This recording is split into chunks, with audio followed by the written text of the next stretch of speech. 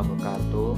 Nama saya Dakota Ramadan dari kelas 8F akan mengulas buku non-fiksi jenis biografi yang berjudul Biografi Bahruddin Yusuf Habibie dari ilmuwan ke negarawan sampai Minanito, yang ditulis oleh Andi Makmur dan diterbitkan oleh PT THC Mandiri. Kota dan tahun terbitnya di Jakarta tahun 2012 dengan tebal buku sekitar 342 halaman. Data sumber informasi dan kisah ini saya ambil dari internet, yaitu dari situs Digilib dan situs blog Sony Al-Jazari yang menyediakan salah satu tokoh biografi ini.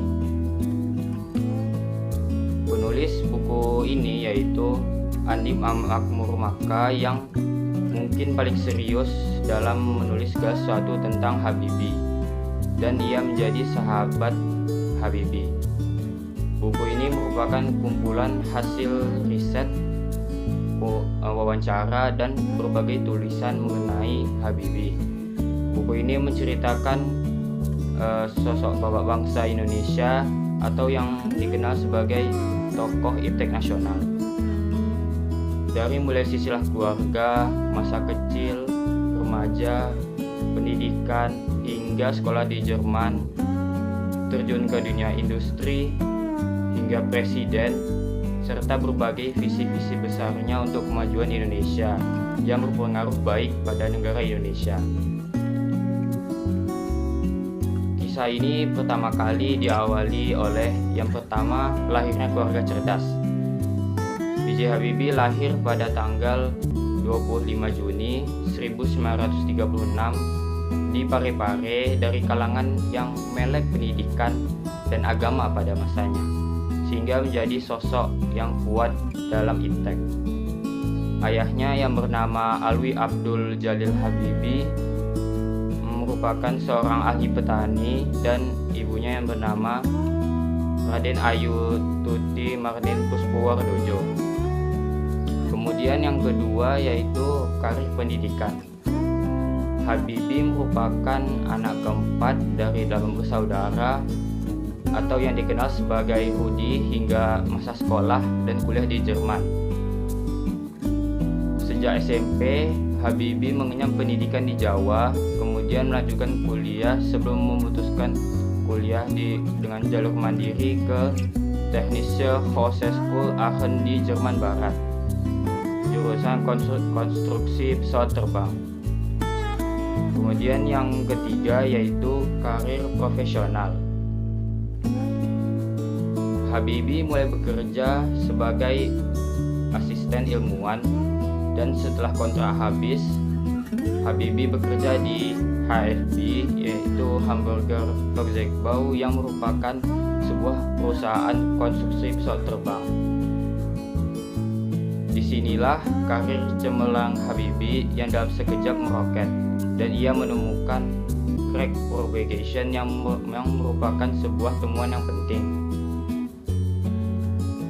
Kemudian pada tahun 1974 beliau diangkat menjadi direktur teknologi HFB yang kemudian berubah nama menjadi MBB, yaitu Messerschmitt Bölkow Bochum. Dengan posisi mapannya saat itu, baik secara finansial maupun karir, Habibie tetap berniat pulang ke Indonesia dengan tetap menjalin kerjasama dengan MBB agar transfer ilmu dan teknologi tetap terjadi. Kemudian yang keempat yaitu membangun sumber daya manusia unggul. Dalam sejarah panjang hidupnya, beliau telah membuat banyak torehan dalam karir membangun sumber daya manusia bangsa yang unggul dan berdaya saing global. Sesuai tekadnya, sudah saatnya Indonesia menjadi bangsa yang mengandalkan keunggulan bersaing. Peran Habibie semakin terasa semenjak ia menjabat sebagai Menteri Riset dan Teknologi dengan berbagai visi besarnya. Contohnya saat insinyur di Indonesia masih terbatas, Habibie mengirimkan ribuan kader untuk belajar ke luar negeri. Berbagai lembaga riset iptek juga bermunculan. Kemudian yang kelima yaitu Habibie dan ICMI, Ikatan Cendekiawan Muslim Indonesia. Habibie ditunjuk menjadi ketua ICMI pertama.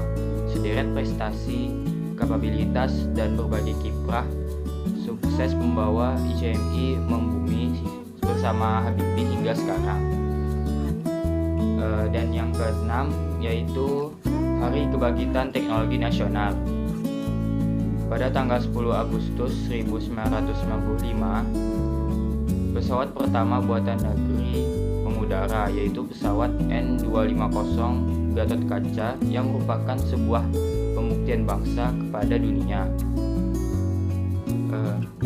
Hari bersejarah itu diabadikan sebagai Hari Kebangkitan Teknologi Nasional, tonggak sejarah untuk memulai ketika lebih lanjut dalam hal teknologi yang menjadi stimulus ekonomi ke depannya. Proyek pesawat terbang ini dipimpin oleh Habibie sendiri. Bicara Habibie selalu lekat dengan pesawat, dan bagi bangsa Indonesia ialah kesuksesan Habibie memimpin proyek pembuktian pembuatan baja terbang ini. Dan yang terakhir, yang ketujuh adalah Habibie dan politik. Karir politik Habibie masuk kabinet dimulai dari Menteri Riset dan Teknologi hingga menjadi Wakil Presiden ke-7 Indonesia, serta peristiwa yang menjadikan Habibie Presiden Republik Indonesia yang ketiga. Menjadi presiden dalam waktu singkat diberi beban berat, tetapi dengan sikap Habibie yang berbeda dari presiden sebelumnya, beliau dapat sukses mewujudkan agenda reformasi serta pembenahan ekonomi secara sigap. Jadi buku ini menjelaskan tentang Habibie merupakan tokoh sekaligus sosok cerdas yang hadir mencoba merubah bangsa Indonesia menjadi lebih baik dengan segenap kemampuannya. Itulah ringkas kisah biografi dari buku ini. Pendapat saya tentang kelebihan dari buku ini yaitu yang pertama, buku ini tentunya menginspirasi saya sebagai seorang pelajar untuk melakukan hal-hal yang dapat memajukan bangsa Indonesia dengan seluruh kemampuan yang dimiliki, yang sama seperti yang dilakukan Habibie semasa hidupnya. Yang kelebihan yang kedua yaitu terdapat kata-kata dan bahasa baru di buku ini sehingga dapat menambah wawasan terutama bagi seorang pelajar. Adapun kekurangan dari buku ini yaitu sampul covernya yang kurang menarik karena warnanya yang sedikit terlalu gelap. Meskipun begitu, buku ini berisi hal-hal yang dapat menginspirasi orang-orang atau mungkin bahkan bisa dunia. Buku ini sangat direkomendasikan untuk kaum pelajar, khususnya SMP dan SMA, karena buku ini dapat menginspirasi kaum muda dan mudi pada zaman sekarang. Itulah ulasan saya tentang buku ini. Sekian dari saya. Wassalamualaikum warahmatullahi wabarakatuh.